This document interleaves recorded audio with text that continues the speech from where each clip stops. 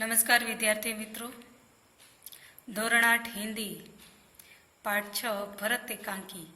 अगले वीडियो में हमने इस पाठ की समझ प्राप्त की थी। आज हम इसके प्रश्नों की चर्चा करेंगे। तो सबसे पहले जो वैकल्पिक प्रश्न है, यहाँ पर मैंने इस उत्तर के टिक मार्क किए हैं। दूसरा जो प्रश्न है रिक्त स्थान की पूर्ति है, और तीसरा है सही वाक्यांश चुनकर पूर्ण कीजिए। तो यहाँ पर मैंने जवाब में टिक मार्क कर दिया है। आगे हम एक एक वाक्य के प्रश्न और बड़े प्रश्नों की चर्चा करते हैं। प्रश्न चौथा है कि निम्नलिखित प्रश्नों के उत्तर एक एक वाक्य में दीजिए। तो इसमें पहला जो प्रश्न है कि सर्वदमन क्या करना चाहता था। तो सर्वदमन जो बालक था छोटा, वो सिंह शावक के दांत गिनना चाहता था। दूसरा प्रश्न है तपस्विनी के अनुसार बालक का सर्वदमन नाम सार्थक क्यों था। सार्थक यानी कि जिस लोगों ने इस बालक का नाम सर्वदमन रखा था, तो उसके कार्य ही ऐसे थे कि इसलिए उसका नाम सर्वदमन रखा गया, क्योंकि वह वन के प्राणियों के बच्चों के साथ निर्भीक होकर खेलता था, इसलिए उसका नाम सर्वदमन रखा था। तीसरा जो प्रश्न है, दुष्यंत ने सर्वदमन के बारे में क्या अनुमान लगाया। दुष्यंत ने सर्वदमन के बारे में अनुमान लगाया कि वह बालक अवश्य किसी तेजस्वी वीर का पुत्र है। उसके कार्य को देखकर दुष्यंत ने यह अनुमान लगाया। चौथा प्रश्न है कि दुष्यंत सर्वदमन की हथेली को देखकर क्यों चकित रह गया। तो दुष्यंत सर्वदमन की हथेली को देखकर चकित रह गया, क्योंकि उसमें चक्रवर्तियों के लक्षण थे और कमल के समान सुंदर थी उसकी हथेली। पांचवा जो प्रश्न है कि दुष्यंत अपनी तुलना प्यासे हिरण से क्यों करते हैं।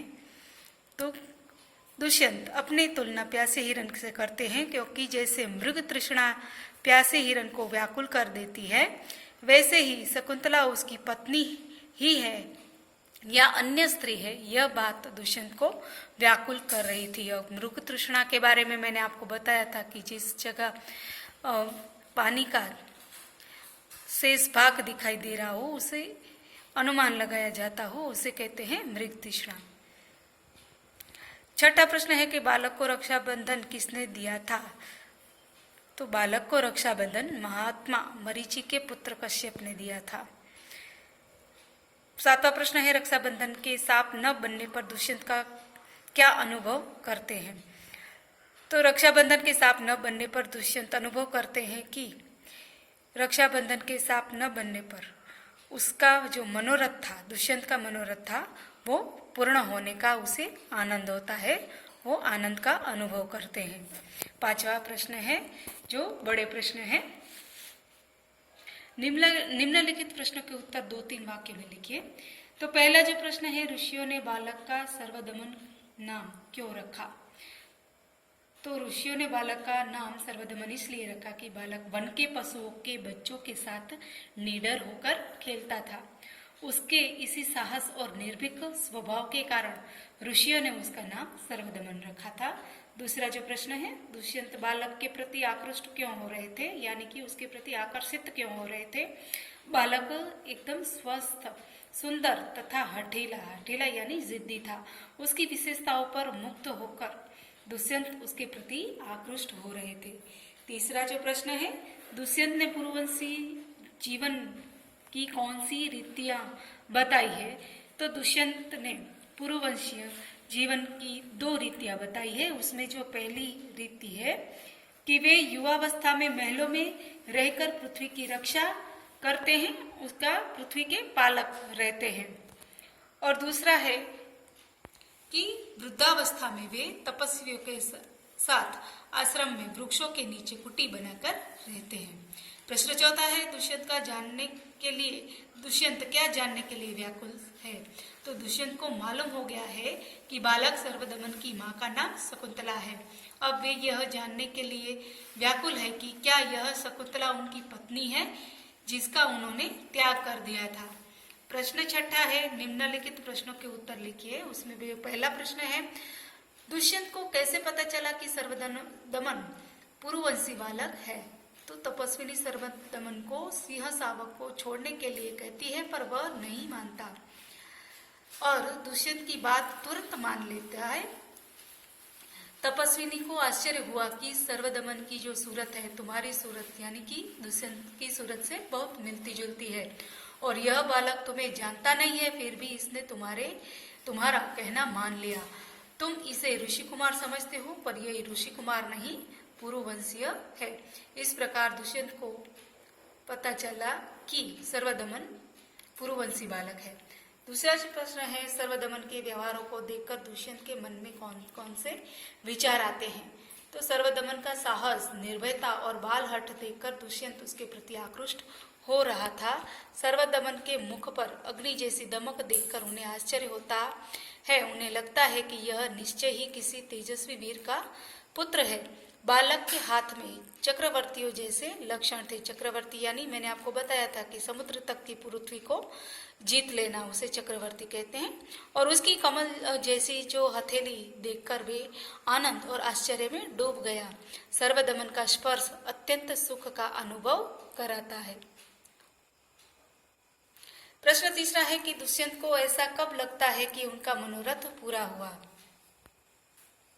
सिंह शावक के साथ खेलते समय रक्षा का धागा जो बांधा था वो नीचे गिर जाता है। दुष्यंत जब उसे उठाने लगते तो तपस्वियों ने उन्हें रोका, फिर भी उन्होंने उसे उठा लिया। तपस्वियों को आश्चर्य हुआ कि दुष्यंत के धागे को उठाने से वह धागा सांप नहीं बना। तपस्विनी ने कहा कि यह धागा उनके माता पिता के सिवाय दूसरा कोई नहीं उठा सकता। अगर कोई उसे उठा ले, इस धागे को उठा ले, तो वह सांप बनकर उसे डस लेता है। धागा उठाने पर दुष्यंत को कुछ नहीं हुआ। इससे सिद्ध हो गया कि वे ही दुष्यंत का बालक है। चौथा प्रश्न है, भरत एकांकी के आधार पर बालक सर्वदमन की विशेषताओं का वर्णन कीजिए। तो सर्वदमन बहादुर, सुंदर और आकर्षक बालक है। उसका मुख अग्नि के समान दमक रहा है। उसका साहसी और निर्भय स्वभाव देखकर आश्चर्य होता है कि सिंह शावक के साथ खेलने में वह जरा भी नहीं डरता। शावक की माँ सिंहनी का भी उसे डर नहीं है। वह इतना हठी है कि तपस्विनियों के समझाने का उस पर कोई असर नहीं होता। उसके हाथ में चक्रवर्तियों के लक्षण हैं। अब यहाँ पर जो 5वां प्रश्न है वो आपको लिखना है। निम्नलिखित पात्रों का परिचय दीजिए। तो दुष्यंत है, तो दुष्यंत के बारे में आप लिख सकते हो कि वो एक दयालु, कोमल हृदय के व्यक्ति थे।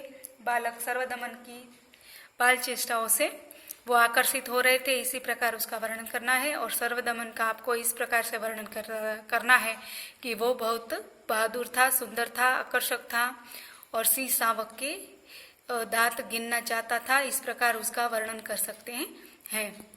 आगे का जो प्रश्न है कि निम्नलिखित मुहावरों का अर्थ देकर वाक्य में प्रयोग कीजिए। तो हमने यहाँ पर आपको अर्थ बताया है, वाक्य आपको बनाने हैं।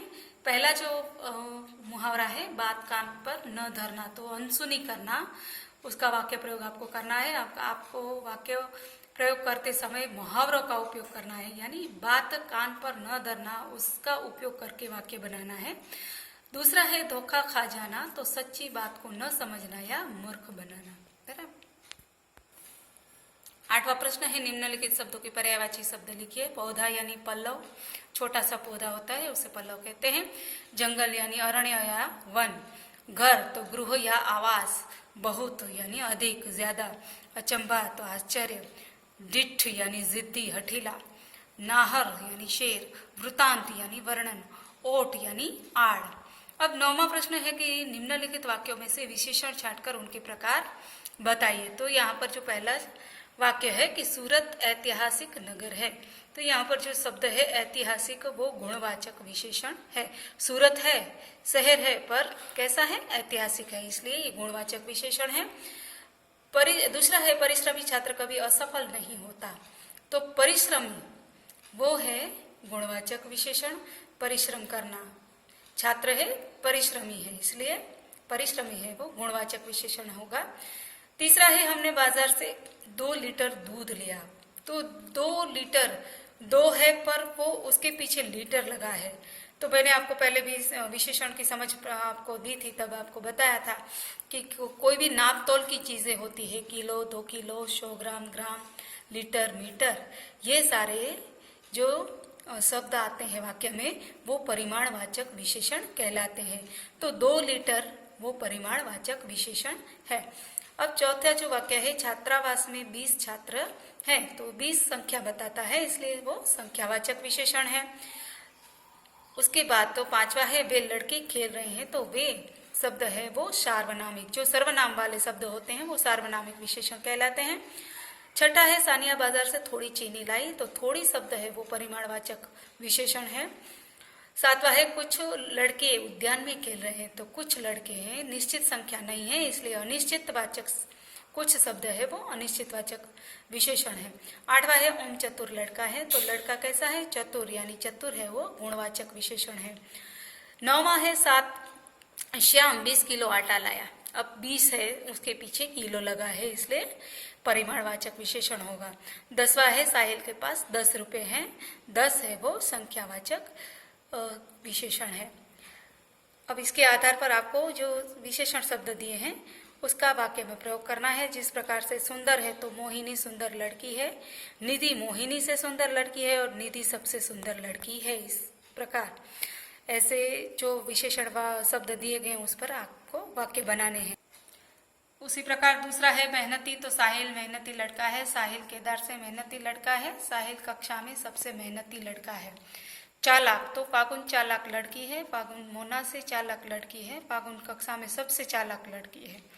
11वां प्रश्न है निम्नलिखित शब्दों का लिंग परिवर्तन कीजिए, तो हिरन यानी उसका लिंग परिवर्तन होगा हिरनी, शिक्षक शिक्षिका, सम्राट साम्राज्ञी, छात्र छात्रा, दास दासी, मोर मोरनी, मजदूर मजदूरनी, पुजारी पुजारिन, पड़ोसी पड़ोसिन, गुरु तो गुरुआइन, बूढ़ा बुढ़िया, नायक नायिका। इस प्रकार हमारा जो छठा पाठ है स्वाध्याय पोथी में उसकी प्रश्नोत्तरी पूर्ण होती है। चलो बच्चों, बाय।